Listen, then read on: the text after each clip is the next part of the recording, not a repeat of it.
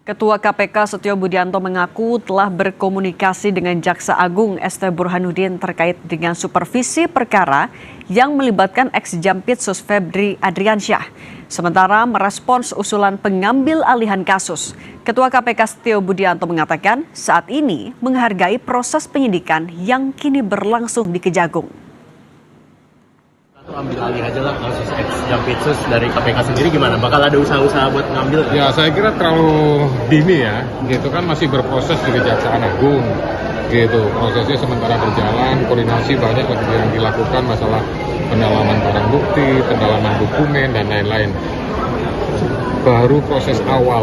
Jadi menurut saya ya silakan berproses dulu lah. Tapi ada kemungkinan kan Pak? Ya kalau supervisi kan memang sudah ada ketentuan, ada pasal 6 yang mengatur tentang kewenangan koordinasi dan supervisi. Nah nanti sambil kita tindak lanjuti, meskipun secara permintaan secara lisan sudah disampaikan, nanti kan pasti ada permintaan juga secara tertulis dan akan dibahas sesuai dengan SOP yang ada di KPK. Pimpinan menentukan untuk proses selanjutnya. Berarti ada kemungkinan kalau nanti di Kejagung nggak jalan, KPK yang ambil alih? Ya jangan nandekan dulu lah, lihat saja prosesnya. Tapi komunikasi formal secara resmi antar kelompoknya sudah mulai berjalan belum? Ya sudah mulai jalan. Gitu. Masuk komunikasi Bapak dengan Pak Jaksa Agung? Tadi kan sebelahan saya sama beliau duduknya. Usut kasus dugaan korupsi yang menjerat ex-Jampitsus Febri Adriansyah, polisi libatkan FBI. Sementara hingga kini penanganan kasus korupsi ex-Jampitsus ini masih belum ada kepastian. Banyak pihak mendorong KPK untuk terlibat atau mengambil alih kasus ini.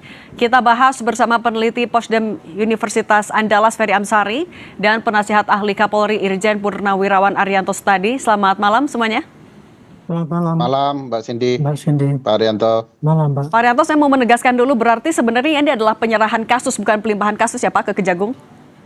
Ya, penyerahan proses ke Kejaksaan Agung, tetapi tidak memutus kegiatan yang dilakukan oleh Polri untuk melakukan penyidikan. Jadi itu hanya dilimpahkan ke sana, itu hanya untuk mempercepat prosesnya karena kebetulan kan menyangkut daripada pejabat di kejaksaan yang tadinya itu ya. Sehingga apabila masih polisi bersekukuh maunya menyidik sendiri itu nanti akan blunder sendiri menghadapi kesulitan. Tapi dengan sekarang ini penyidikan itu bukan dilimpahkan kan. Kalau istilah pelimpahan itu kan penyampaian berkas yang sudah selesai kemudian untuk dilimpahkan dengan tersangkanya. Ini kan penyerahan ya.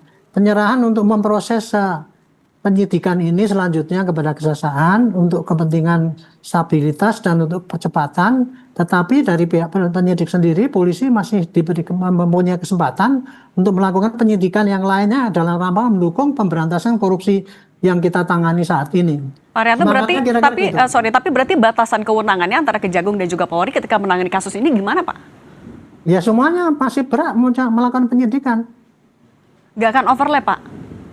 Tidak overlap dong, malah koordinasi kan, malah bersama. Karena di dalam KUHP yang baru itu ya Bu ya, sekarang ini, kemarin itu, yang namanya penyidikan itu ya, mulai dari penyidikan polisi menyampaikan surat SPDP ya ke kejaksaan. Setelah itu dalam waktu 3 hari, itu jaksa membuat tim untuk tim yang menangani khusus untuk kasus itu. Dan koordinasi itu bisa dilakukan sejak awal itu sampai akhir berkas itu selesai.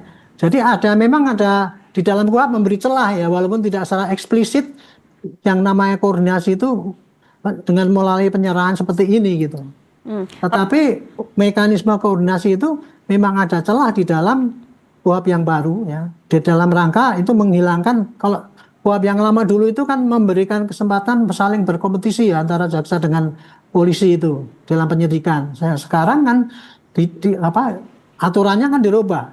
Hanya membalikkan perkara itu hanya sekali dan setelah itu dilakukan koordinasi dan kemudian digelar dan kemudian ditetapkan apa lanjut apa tidak. Dalam hal ini sekarang ini kan masih dalam tahap awal penyidikan gitu. Tapi kemudian karena ada kebetulan menyangkut ini pejabat kejaksaan itu sendiri, maka pasti akan terjadi kendala kalau masing-masing bersikukuh kepada instansi masing-masing dengan rigid merasa punya wewenang itu. Intinya gini, semangat daripada ini penanganan daripada korupsi itu adalah bagaimana yang terbaik dan tersinergi dan cepat sehingga semua yang bersalah pasti nanti akan ditindak. Kenapa tapi tidak diserahkan ke KPK aja Pak, biar menghindari juga konflik of interest? Bisa juga kalau mau diserahkan ke KPK, tapi pemerintah sudah mengambil jalan yang terbaik itu. Dan KPK sendiri, saya dengar kemarin ya, itu KPK memang punya kewenangan kalau mengambil alih ya suatu kasus itu apabila diduga ada kelambatan. Kemudian ada juga misalkan dalam tanda petik penyelewengan ataupun hambatan. Nah kemarin KPK kan mengatakan bahwa sampai saat ini menurut kami baru asumsi itu mungkin kelambatan itu, tapi belum ada fakta bahwa itu terjadi kelambatan. Maka ya KPK masih memantau selama ini. Seperti tadi Pak KPK kan mengatakan kan, kenapa kalau tidak ambil alih itu masih dipelajari juga gitu. Tetapi tidak menutup kemungkinan kalau KPK nanti melihat bahwa ini terjadi kelambatan, KPK berhak untuk ambil alih untuk ini gitu. Oke, Bung Ferry, tapi kalau mendengar tadi pernyataan atau juga penjelasan dari Pak Arianto, sebenarnya ketika dua institusi hukum menangani kasus yang sama, ini benar akan lebih cepat atau justru akan menimbulkan masalah baru? Ya, pertama, jika ini pelimpahan, tentu itu diperkenankan. Itu mekanismenya. Tadi Pak Arianto secara implisit juga sudah memberikan penjelasan soal itu. Tidak ada peristilahan penyerahan kepada kejaksaan dalam konteks perkara seperti ini. Penyerahan itu kan logika supervisi di dalam ketentuan undang-undang itu kewenangannya ada di KPK gitu ya. Nah, saya tentu saja melihat bahwa karena kasus ini ada semangat korupsnya ya, yang menjadi tersangka dalam kasus ini adalah Jampitsus, bukan jabatan main-main, itu berkaitan dengan korups kejaksaan. Bayangkan kalau kemudian dengan istilah yang salah dilakukan penyerahan lalu diminta kejaksaan untuk mengulang kembali atau melanjutkan penyidikan perkara ini. Saya tentu dan banyak publik melihatnya ada ruang yang tidak sehat karena salah satu pejabat tertinggi di institusi kejaksaan yang kemudian terlibat, dan bayangkan siapa yang akan menjadi penyidiknya, tentu akan kemungkinan besar mantan anak buahnya semua gitu ya. Nah, jiwa korsanya akan terlihat, korupsnya akan terlihat.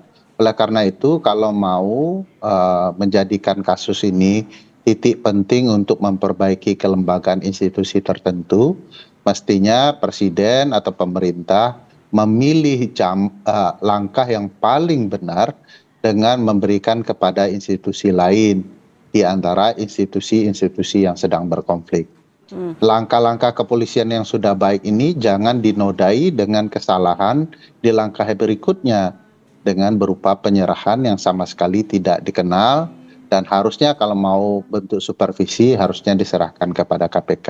Nah, itu sangat baik sebenarnya, jadi win-win solution dan kelihatan niatnya untuk menyelesaikan perkara, bukan malah meletakkan kepada institusi yang sedang jadi catatan dalam perkara ini. Nah Bung Ferry, tapi kalau mereka dalihnya akan membentuk tim penyidik khusus nih agar menghindari ada orang-orang yang dulunya di bawahnya Pak Febri untuk menyidik tersangka itu, cukup nggak ini sebenarnya untuk menjawab spekulasi publik? Ya, kalaupun mau dibentuk tim khusus, pertanyaannya siapa tim khusus itu? Jangan-jangan di bawah Jampitsus semua, karena kan bicara tindak pidana korupsi kan. Kedua, kalau bicara kekhususan, Jampitsus itu sudah khusus tuh. KPK juga sudah khusus begitu ya. Kortas juga khusus. Jadi ini khusus apa lagi begitu ya. Bagi saya tidaklah layak kita di depan publik seterang ini kasusnya. Kelihatan semua masalahnya, lalu kita mencoba mencari langkah-langkah yang malah membingungkan banyak orang. Saya mengistilahkan tidak mungkin jeruk makan jeruk kan, oleh karena itu mungkin perlu dipilih institusi lain. Jangan kita kehilangan semangat juga begitu polisi sudah benar, lalu kita mencoba mencari langkah-langkah membuat sesuatu yang salah. Selama ini kita menuntut agar polisi bertindak benar, memperbaiki banyak hal, malah kita melakukan hal yang salah. Kita butuh jaksa kita, tentu saja konsepnya dominus litis ya, karena pemimpin para penyidik. Bagaimanapun kasus ini tentu akan dituntut oleh jaksa kalau melalui mekanisme biasa. suatu waktu akan dilimpahkan kepada kejaksaan. Tetapi biarkan polisi betul-betul bekerja maksimal, harusnya Presiden memberikan support dukungannya kepada institusinya sendiri, bawahannya sendiri untuk memperbaiki bawahannya yang lain. Nah, oleh karena itu banyak pilihan alternatif termasuk ke KPK yang menurut saya juga Pak Arianto sudah menjelaskan juga terang bahwa KPK punya ranah untuk itu dan kewenangan untuk itu. Kenapa kita tidak pilih gitu. Oke, tapi sejauh mana kemudian kewenangan dari KPK bisa langsung ambil alih atau memang harus nunggu dulu? Tapi nanti kita lanjutkan diskusinya usai jeda, tetap bersama kami di Sapa Indonesia Malam. Kita lanjutkan lagi dialognya, Bung Ferry. Kalau dari KPK kan bilang ini masih tahap awal, kita tunggu dulu, kita percayakan dulu ke Kejaksaan dan juga Polri. Tapi sebenarnya apakah memang KPK kewenangannya harus menunggu dulu permintaan dari aparat yang sedang terkait atau berbekal undang-undang sudah bisa langsung mengambil alih? Ya, berdasarkan undang-undang KPK dan undang-undang KUHP yang baru, karena tugasnya supervisi, karena ada berbagai pertimbangan tentu KPK bisa mengambil alih. Nah, tapi kita kan tidak melihat sekedar normatif ya. Kita melihat ini bicara pendekatan politik juga, keberpihakan kebijakan pemerintah Pak Prabowo ingin seperti apa. Kalau dilihat dalam berbagai sikap belakangan, terutama misalnya pernyataan Pak Prabowo agar masing-masing institusi melakukan introspeksi diri, ya menurut saya yakin Pak Arianto juga berpandangan itu istilah yang agak janggal. Bicara introspeksi, bukan harusnya Presiden kan menyampaikan bahwa siapapun yang melakukan pelanggaran hukum harus ditindak tegas dan mendukung institusi yang melakukan proses penegakan hukum itu. Dan memastikan institusi sesuai jalannya. Dari sana saja sebenarnya kita sudah bisa mendapat gambaran bahwa kebijakan ini tidak akan berlangsung tegas dalam konteks kasus ini. Kalau tegas saya pikir ada dua pilihan, menyerahkan agar kepolisian menuntaskan perkara ini, setelah tuntas baru dilimpahkan kepada kejaksaan, atau kemudian memerintahkan karena KPK sekarang adalah rumpun kekuasaan eksekutif, begitu bunyi undang-undang dan putusan MK, maka tentu saja ketika Presiden bilang serahkan kepada KPK, maka semuanya akan menjalankan itu. Kenapa pilihannya kepada institusi yang menjadi bagian dari problematika kasus ini diserahkannya? Bahwa ini Jampitsus, ini wilayah kejaksaan, kenapa diserahkan kepada kejaksaan? Kenapa tidak membangun sakwa sangka publik ke arah yang lebih baik agar memastikan orang tidak mencurigai proses penegakan hukum demi jiwa korupsi itu, tapi memastikan bahwa semua nyaman dengan pilihan kebijakan pemerintah, semua yakin bahwa kebijakan ini tujuannya untuk melakukan pembenahan institusi secara baik, bukan karena kepentingan atau konflik institusional.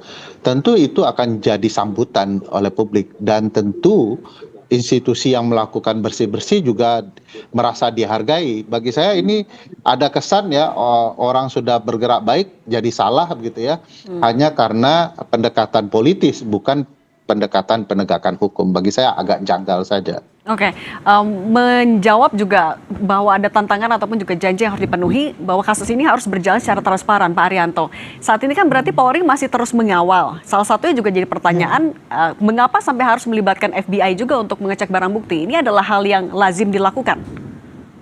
Itu justru itu menunjukkan Bu ya, dengan polisi masih menghubungi FBI, itu berarti kan polisi memang tidak dilarang untuk melakukan penyidikan.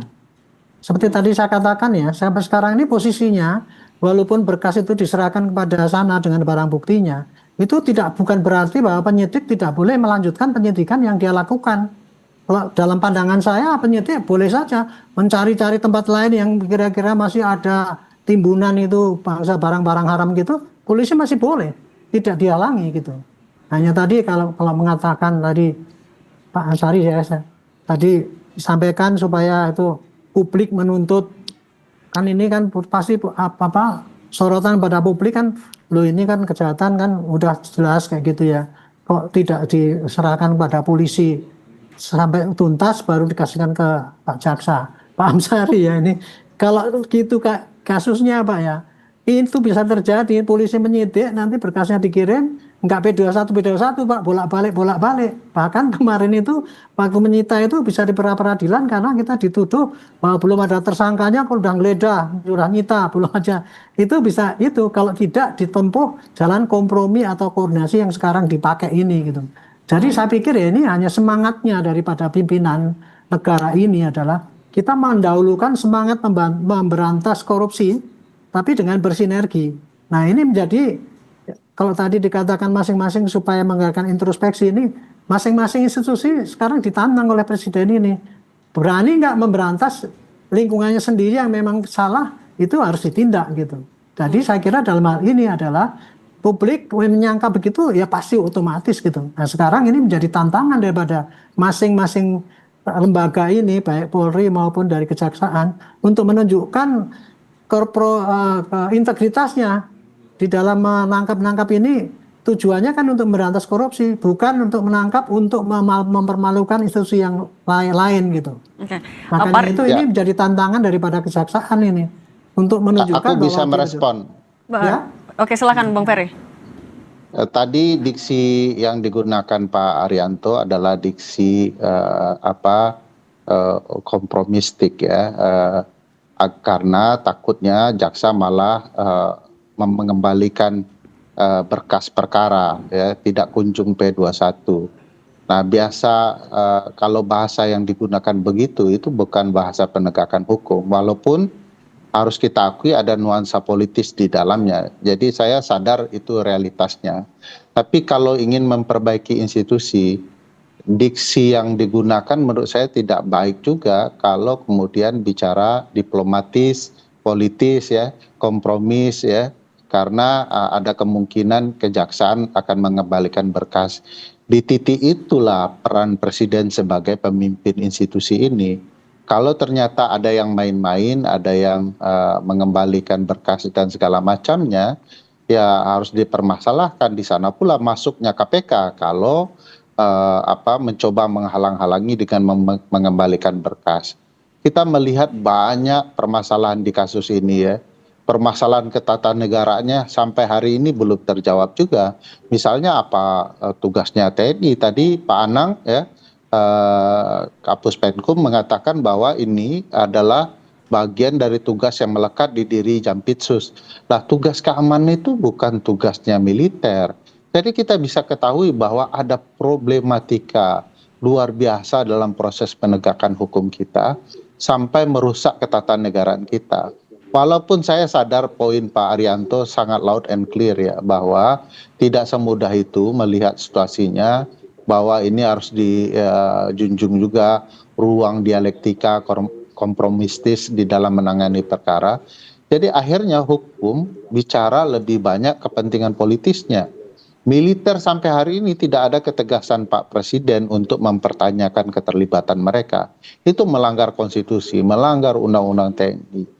Bagi saya tidak sehat bagi penegakan hukum kita. TNI kita tidak boleh dijebak ke ruang tidak bertuan dalam penegakan hukum yang semrawut seperti ini. Kalau memang polisi kita masih punya masalah dengan segala segudang persoalannya, itu bukan berarti tidak didukung kalau sudah berjalan benar. Nah, dengan membuat polisi seperti ini, nanti polisi malas juga. Kalau korupsinya berkaitan dengan kejaksaan, ngapain kita selidiki? Nanti itu akan begini juga. Padahal ini pertanyaan besar, Mbak Sidi. Misalnya pertanyaan di kepala saya, apakah selama ini kasus-kasus pemberantasan korupsi yang ditangani oleh kejaksaan yang masuk Jampitsus bukan bagian dari kesembrautan penegakan hukum ini? Apakah benar kasus itu murni pemberantasan korupsi? Apakah pemberantasan korupsi kita hanya sekedar permainan jual beli perkara, mempermainkan hukum, merusak kesungguhan kita menegakkan pemberantasan korupsi? Pertanyaan-pertanyaan ini tidak bisa dihindari kapanpun oleh pembuat kebijakan atau pemerintah. Pertanyaan ini harus dijawab dengan tuntas. Jangan dipikir mengejar koruptor ke Antartika menjadi penting, kalau kemudian di sekeliling presiden adalah pelaku korupsi itu sendiri. Saya kalau saya berpikir kalau harusnya Presiden mengatakan, saya dukung kepolisian, tuntaskan kasus ini, saya yang tanggung jawab agar kejaksaan betul-betul serius menerima kalau ada pelimpahan perkara. Itu kan anak buahnya semua gitu. Oke, ya pertanyaan lanjutannya juga adalah soal independensi dari masing-masing institusi hukum, Pak Arianto. Sebagai yang tadi, artinya masih melakukan penyidikan juga, apakah Polri juga akan mendorong segera melakukan penahanan aja untuk Febri Adriansyah? Sampai saat ini kan juga posisinya masih jadi tanda tanya, Pak. Iya, ya Polri itu ya pasti mendorong langkah-langkah yang jelas ya untuk meneruskan penyidikan itu sudah pasti gitu. Cuman kan sekarang kan berkasnya sudah dipindahkan ke kejaksaan. Cuman tinggal nanti ya polisi kalau mau menambah lagi temuan-temuan baru ya, bukti-bukti baru itu masih bisa polisi melanjutkan ke sana gitu. Tapi sekarang karena itu berkas sudah ada di tempatnya kejaksaan sana gitu ya, kan itu sudah jadikan baju tersangka kan itu kan. Berarti tapi Bapak tidak melihat ini menjadi makin ruwet berarti Pak dengan diserahkan juga ke Kejagung? Menurut saya tidak ruwet karena justru ini mempercepat. Karena begini ya, saya mengatakan itu bisa mempercepat kan.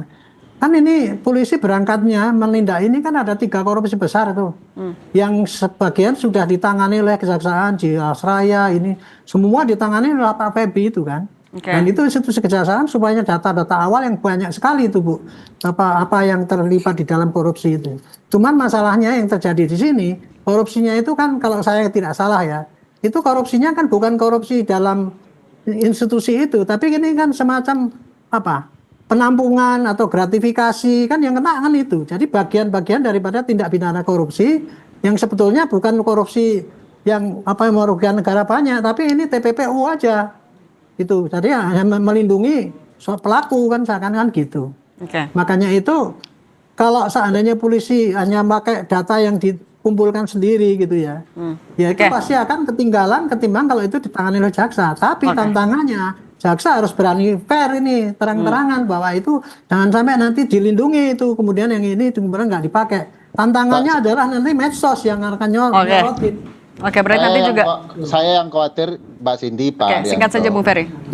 Kita sedang make up kasus ini. Padahal bagaimana kita tahu uang sebanyak itu, emas sebanyak itu bagian dari gratifikasi. Jangan-jangan itu bagian dari suap penanganan perkara. Kan kita tidak bisa menilainya segampang itu.